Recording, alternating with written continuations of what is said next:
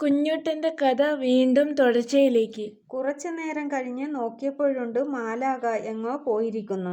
അവരുടെ ഇരിപ്പിടം ഒഴിഞ്ഞുകിടക്കുന്നു. തന്നെ കാണാതെ തന്നോടൊരു വാക്ക് മിണ്ടാതെ മാലാഖ എങ്ങോട്ടാണ് പോയതെന്ന് അവൻ ആലോചിച്ചു. പിന്നെ ആ സങ്കടം പൊട്ടിക്കരഞ്ഞു. തുടർന്ന് ചെയ്യാനുള്ള അഭ്യാസങ്ങളെല്ലാം അവൻ മറന്നുപോയി. പരിശീലകൻ ദേഷ്യപ്പെട്ട് അവനെ ചാട്ടവാർ കൊണ്ട് അടിച്ചു. അവന് നന്നായി വേദനിച്ചു. എന്നാൽ മാലാഖ പോയതിലും വലുതായിരുന്നില്ല ആ വേദന. അടുത്ത ഇനം കുഞ്ഞൂട്ടൻ ഒരു ഇരുമ്പ് വളയത്തിലൂടെ ചാടുകയായിരുന്നു. കാണികൾ ഇതുവരെ ആസ്വദിക്കാത്ത അത്ഭുത വിദ്യ എന്നൊക്കെ വിശേഷിപ്പിച്ചാണ് പരിശീലകൻ അത് കാട്ടാനൊരുങ്ങിയത്.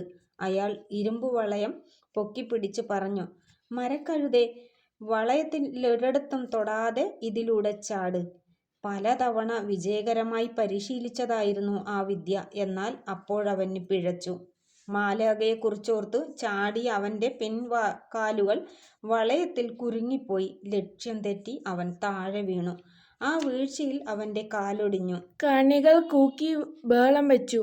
നാശം! പരിശീലകൻ ചാട്ട നിലത്തെറിഞ്ഞ് അകത്തേക്ക് കയറിപ്പോയി. അന്നത്തെ പ്രദർശനം അങ്ങനെ ദുരന്താന്ത്യമായി കലാശിച്ചു. ദൗർഭാഗ്യവശാൽ കുഞ്ഞൂട്ടൻ്റെ അരങ്ങേറ്റം നിരാശാജനകവും വേദനാകരവുമായി മാറി. അവൻ്റെ കാര്യത്തിൽ പരിശീലകൻ അന്നുതന്നെ ഒരു തീരുമാനത്തിലെത്തി. അയാൾ ഒരു സഹായിയെ വിളിച്ചു ഇങ്ങനെ പറഞ്ഞു, "ഈ കഴുതയുടെ കാര്യം പോക്കാണ്. വളയത്തിൽ നിന്നും വീണ് ഇവൻ്റെ എല്ലിനാണ് പൊട്ടലുണ്ടായത്. ഇവൻ്റെ മുടന്തുംകാൽ ഇനി ശരിയാകില്ലെന്നാണ് മൃഗവൈദ്യൻ പറഞ്ഞത്. മുടന്തൻ കഴുതയെക്കൊണ്ട് എന്ത് അഭ്യാസം കാട്ടാനാ? ഒരു ഉപകാരമില്ലാത്ത ഇവനെ തീറ്റിപ്പോറ്റുന്നതിൽ അർത്ഥമില്ല. നീ ഇവനെ ചന്തയിൽ കൊണ്ടുപോയി കിട്ടുന്ന വിലക്ക് വിറ്റ് തുലക്ക്." പരിശീലകന്റെ നന്ദിയില്ലായ്മയെക്കുറിച്ചോർത്ത് കുഞ്ഞൂട്ടൻ സങ്കടപ്പെട്ടു. അയാളുടെ സഹായി അവൻ്റെ കഴുത്തിൽ കയറിട്ടു ചന്തയിലേക്ക് വലിച്ചു കൊണ്ടുപോയി. അവിടെയുണ്ടായിരുന്ന ആളുകൾക്കു നടുവിൽ അവനെ നിർത്തി അയാൾ വിളിച്ചു പറഞ്ഞു, "നാട്ടാരെ, ചെറിയ മുടന്തുണ്ടെങ്കിലും ഉശിരൻ കഴുത.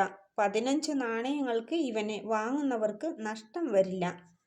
ആളുകൾ കഴുതയെ അയാളെയും മാറി മാറി നോക്കി പുച്ഛത്തോടെ പറഞ്ഞു, "15 നാണയമോ ആ ചാവാലി കഴുതക്ക്?